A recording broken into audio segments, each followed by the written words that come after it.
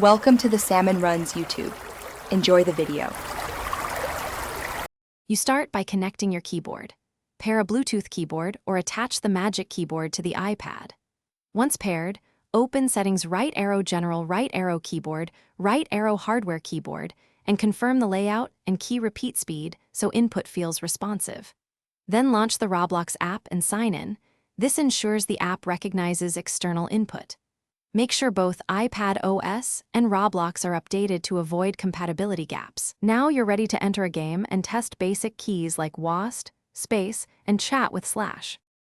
Once inside a Roblox experience, try WASD or the arrow keys for movement and use space to jump. Many experiences accept those defaults. Press slash to open chat, type, then hit enter to send. This is faster than tapping the on-screen keyboard.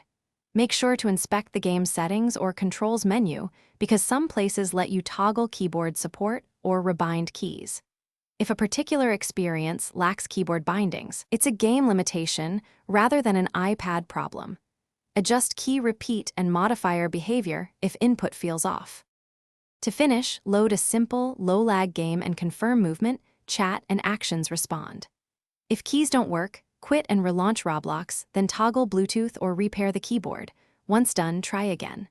Make sure iPad OS and the Roblox app are current, and check Settings right arrow General right arrow Keyboard for key repeat or layout issues. If problems persist, force close the app, restart the iPad, and test another app to isolate whether it's the keyboard or Roblox. One key troubleshooting tip: forget and repair the device before deeper. Thanks for watching. Consider subscribing if we helped you.